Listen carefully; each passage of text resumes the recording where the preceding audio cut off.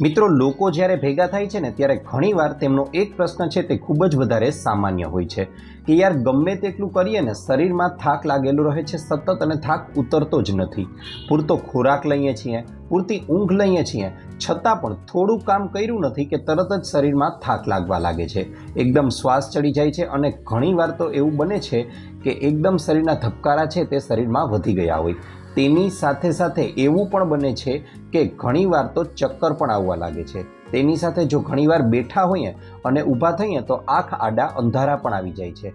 મિત્રો, ક્યાંક આ બધા લક્ષણો તમને શરીરમાં તો નથી જોવા મળતા ને? જો આનો જવાબ હા હોય તો મિત્રો તમારે લોકોએ જાણી લેવું જરૂરી છે કે કદાચ બની શકે કે તમારા શરીરમાં પણ લોહીની ઉણપ છે તે થવા લાગી છે। મિત્રો, અહીં લોહીની ઉણપનો મતલબ લેવામાં આવે છે કે શરીરમાં રક્તકણો અને હિમોગ્લોબિનની માત્રા છે તે સામાન્ય કરતાં ઓછી થઈ જવી। મિત્રો, આ માત્રાની વાત કરવા જાઉં તો પુરુષો છે તેમાં સામાન્ય રીતે આ માત્રા છે તે 14 થી 17 જેટલી હોય છે, જ્યારે બહેનોમાં આ માત્રા 12 થી 15 સુધીની હોય છે। જ્યારે આ માત્રા જળવાતી નથી અને તેનું પ્રમાણ ઘટી જાય છે તેને આપણે લોકો લોહીની ઉણપ તરીકે ઓળખીએ છીએ અને હમણાં જણાવેલા લક્ષણો છે તે સામાન્ય રીતે લોહીની ઉણપ તરીકે જોવા મળે છે આપણા શરીરમાં। મિત્રો, હિમોગ્લોબિનની ઉણપને કારણે આપણા શરીરમાં સતત થાક લાગેલો રહે છે। તેની સાથે સાથે ઉનાળામાં વાત કરવા જાઉં તો જે લોકોમાં લોહીની ઉણપ છે તે લોકો તડકામાં સહેજ પર બહાર રહે છે થોડી વાર માટે પણ તો તરત જ તેનું માથું ચડી જાય છે, માથું દુખવા લાગે છે। આ ઉપરાંત મિત્રો વાત કરવા જાઉં તો શિયાળામાં આ લોકોના હાથ પગ છે તે એકદમ ઠંડા રહે છે। આ ઉપરાંત મિત્રો એક અગત્યની વાત કરું તો હિમોગ્લોબિનનું મુખ્ય કાર્ય છે શરીરના તમામ અંગો સુધી ઓક્સિજન પહોંચાડવાનું।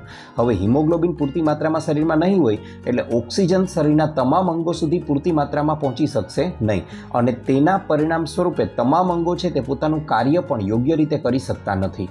મિત્રો, સાથે સાથે વાત કરવા જાઉં તો જે લોકોમાં લોહીની ઉણપ જોવા મળે છે તેમની ચહેરાની ચમક છે તે ગુમાવી દે છે। તેની સાથે સાથે ડૉક્ટર તો આવા લોકોને જોવે છે કે તરત જ કહી દે છે કે આ વ્યક્તિની અંદર હિમોગ્લોબિનની અથવા લાલ રક્તકણોની એટલે કે લોહીની ઉણપ છે તે રહેલી છે। ભાઈ, હું તો રોટલી, શાક, સંભારો બધુંય ખાઉં છું તોય મને કેમ લોહીની ઉણપ થાય છે? જુઓ મિત્રો, લોહીની ઉણપ થવા માટે ઘણા બધા કારણો જવાબદાર છે। તેમાં અમુક કારણોની વાત કરવા જાઉં તો આપણે ખાઈએ પીએ છીએ તો બધું, પણ તેમાં મુખ્યત્વે લોહ તત્વની ઉણપવાળો ખોરાક ખાતા હોઈએ તો આપણા શરીરમાં લોહીની ઉણપ છે તે સર્જાઈ શકે છે। તેમાં પણ સ્પેસિફિક વાત કરવા જાઉં તમને લોકોને તો એવા લોકો કે જે પોતાના રોજિંદા જીવનમાં લીલા પાંદડાવાળા શાકભાજી છે તેને અવોઇડ કરે છે એટલે કે ખાવાનું ઓછું કરે છે તો તે લોકોમાં મુખ્યત્વે લોહીની ઉણપ છે તે સામાન્ય રીતે જોવા મળે છે। અરે ભાઈ, મારું તો ફેવરિટ શાક જ પાલક પનીરનું છે તોય મને લોહીની ઉણપ કેમ થઈ હશે? એટલા માટે કારણ કે લોહ તત્વના શોષણ માટે સૌથી વધારે જરૂરી જો કોઈ વિટામિન હોય તો એ છે વિટામિન સી। અરે ભાઈ, હું તો પાલક પનીરની ઉપર લીંબુ પણ નીચોવું છું તો પણ કેમ બરાબર પચતું નથી? એવું બને છે મિત્રો કે ઘણા લોકો લીલા પાંદડાવાળા શાકભાજી છે તે તો પૂરતી માત્રામાં ખાય છે અને પોતાના શરીરને લોહ તત્વ પણ મળી રહે છે, પણ આ ખાધા પછી એક સામાન્ય ભૂલ કરે છે અને એ છે તરત જ ચા, દૂધ અથવા કોફીનું સેવન તેઓ તરત જ કરી લે છે અને તેના પરિણામે જેટલો ફાયદો મળવો જોઈએ એ સંપૂર્ણ ફાયદો આપણને નથી મળતો। મિત્રો, હું એમ જરા પણ નથી કહેતો કે ચા ન પીવી જોઈએ, પીવો, પી શકો છો, કોઈ વાંધો નથી, પરંતુ જ્યારે તમે ચા પીવાનો આગ્રહ રાખો છો તો તેમાં એક ટેવ ચોક્કસથી પાડો કે તમે જમી લીધું છે તેના 2 કલાક પછી છે તે તમે ચા પીવાની ટેવ પાડી શકો છો અને આનાથી જ તમે ખાધેલું પાલક પનીર છે તેમાંથી યોગ્ય આયરનનું શોષણ પણ તમારા શરીરમાં બરાબર રીતે થશે। ઘણા લોકોને પાઇલ્સની સમસ્યા હોય છે તો ઘણા લોકોને માસિક દરમિયાન વધારે બ્લડિંગ એટલે કે વધારે લોહી વહી જવુંની સમસ્યા થતી હોય છે અને તેના પરિણામ સ્વરૂપે પણ તેમના શરીરમાં લોહીની ઉણપ થવી એ ખૂબ જ સામાન્ય સમસ્યા બની જાય છે। મિત્રો, આ ઉપરાંત વાત કરવા જાઉં તો અમુક એવા રોગો પણ છે કે જેના કારણે આપણા શરીરમાં લોહીની ઉણપ સર્જાય છે। તેમાં ખાસ કરીને વાત કરવા જાઉં તો આર્થરાઇટિસ છે, ડાયાબિટીસ છે, આઈબીએસ છે અને કિડનીને લગતી બીમારીઓ કે જેમાં શરીરમાં સોજો આવી જાય છે અને તેના પરિણામ સ્વરૂપે પણ આપણા શરીરની અંદર લોહીની ઉણપ છે તે સર્જાવા લાગે છે। પરંતુ તમારે લોકોએ જરા પણ ગભરાવાની જરૂર નથી, કારણ કે આજના આ વિડીયોમાં હું તમારા માટે લઈને આવ્યો છું એવા અમુક ફળો અથવા શાકભાજી કે જેનું નિયમિત રીતે સેવન કરશો તો બહુ ટૂંકા ગાળામાં જ તમારા શરીરમાં તમે જે લોહીની ઉણપ સર્જાઈ છે તેને સંપૂર્ણપણે દૂર કરી શકશો અને એક હેલ્ધી લાઇફસ્ટાઇલ જીવી શકો છો। ખૂબ જ ઉપયોગી બનવાનો છે આ વિડીયો તમારા માટે। તો જરા પણ વાર ન લગાડતા, જરા પણ મોડું ન કરતા સીધો જ શરૂ કરીએ આજનો વિડીયો.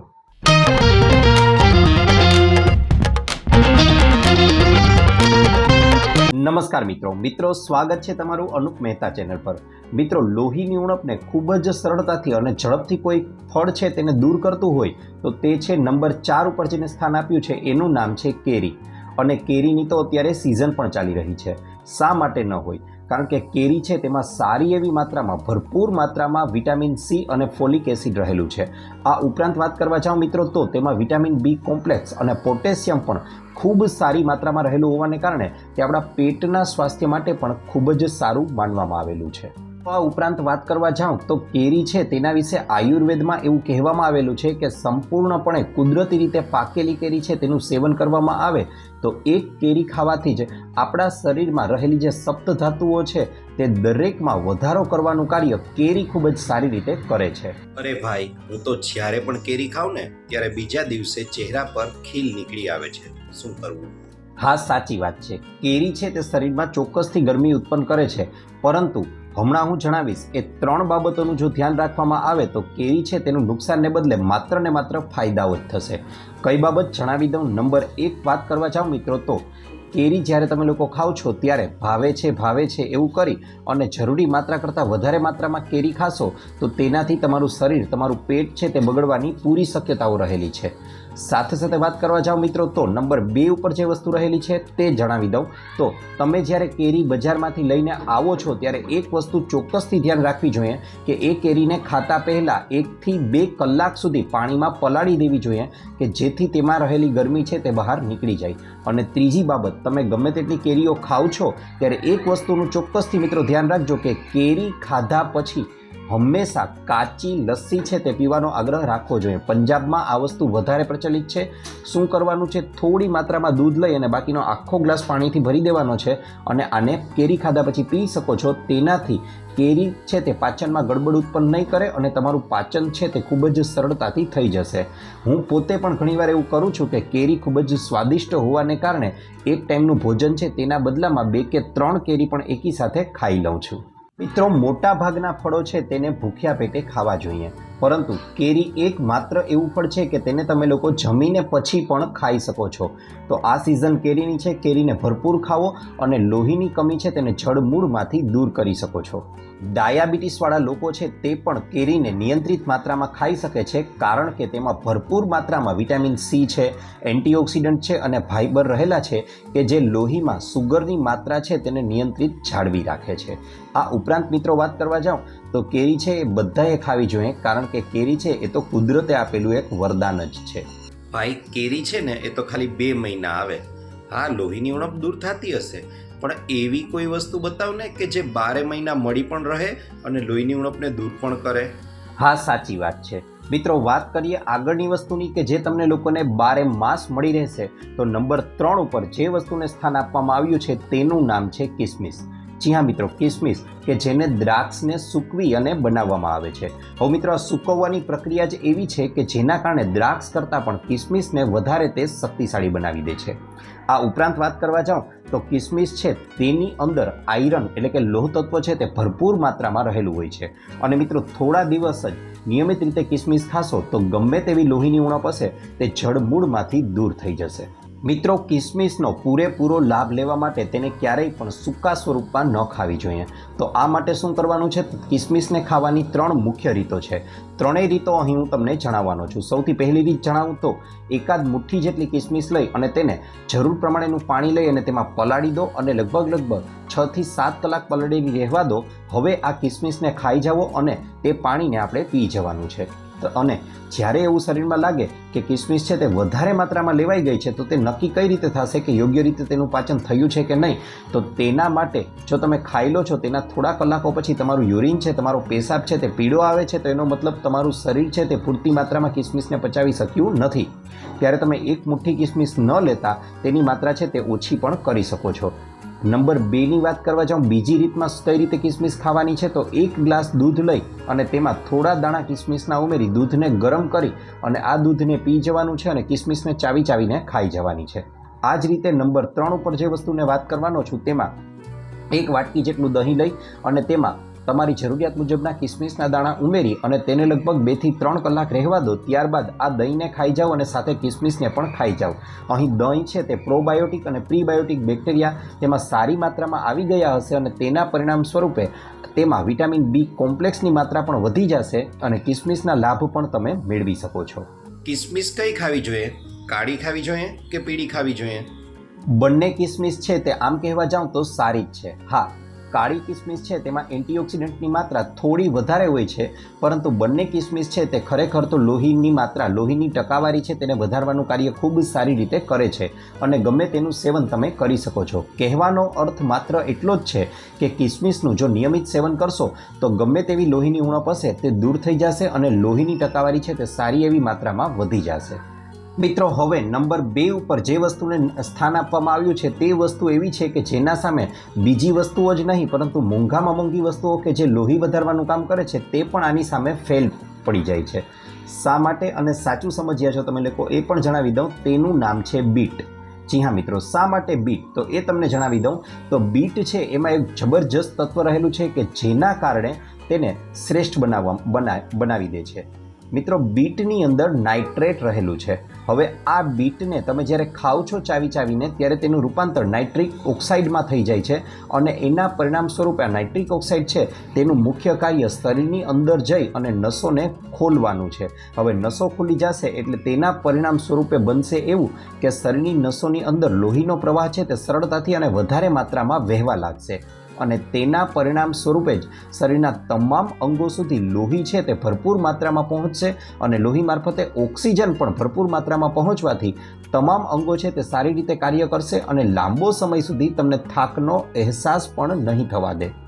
તેનાથી આપણી નસો છે તે ખુલી જતી હોવાને કારણે મિત્રો તમને જણાવી દઉં કે હાઈ બ્લડ પ્રેશરના પેશન્ટ છે તેમના માટે પણ તે ફાયદાકારક છે. બીપી તો નિયંત્રણમાં રહેશે જ, પણ થોડા દિવસો જો તમે લોકો એક ધારું બીટ ખાઈ લીધું ને તો તમારો ચહેરો છે તે પણ સરસ મજાનો લાલ બની જશે અને આ વસ્તુને સંશોધનો પણ આજે સ્વીકારે છે. મિત્રો, બીટ છે તેને તમે લોકો કાચું પણ ખાઈ શકો છો અથવા બીટ, ગાજર અને આમળાનું જ્યુસ બનાવીને પણ પી શકો છો. મોટી વાત એ જ છે મિત્રો કે બીટ છે તેને કોઈને કોઈ રીતે તમારે લોકોએ રોજિંદા ખોરાકમાં દાખલ કરવાનું છે, રોજે રોજ તેને લેવાનું છે. જો આ શક્ય ન બને તો અઠવાડિયામાં 2-3 વાર તો ચોક્કસથી તમારા લોકોને બીટને ખાવું જ જોઈએ. તેનાથી ગમે તેવી લોહીની ઉણપ હશે તે થોડા જ દિવસોમાં સંપૂર્ણપણે દૂર થઈ જશે. મિત્રો, વિડીયોમાં આગળ વાત કરવા જાઉં તો નંબર 1 ઉપર જે વસ્તુને સ્થાન આપવામાં આવ્યું છે કે જે લોહીની કમીને સંપૂર્ણપણે દૂર કરી શકે છે તો તેનું નામ છે દાડમ. જી હા મિત્રો, પહેલાંના સમયમાં પણ લોકો છે તે કહેતા હતા કે તમે લોકો જ્યારે કોઈને હોસ્પિટલમાં મળવા જાઓ છો તો તેના માટે બીજું કાંઈ ન લઈ જાઓ તો કાંઈ નહીં, એક દાડમ છે તે ચોક્કસથી લઈ જજો. કારણ કે દાડમ છે તે આપણા શરીરમાં શક્તિ પૂરી પાડવાનું કાર્ય કરે છે. આપણા શરીરમાં ગમે તેવી નબળાઈ આવી ગઈ હોય, પછી એ પાઇલ્સના કારણે વધારે લોહી વહી જવાને કારણે આવેલી નબળાઈ હોય અથવા તો વધારે માસિક આવી જવાથી બહેનોમાં આવી જતી નબળાઈ હોય, તેને દૂર કરવાનું કાર્ય દાડમ છે તે ખૂબ જ સારી રીતે કરે છે.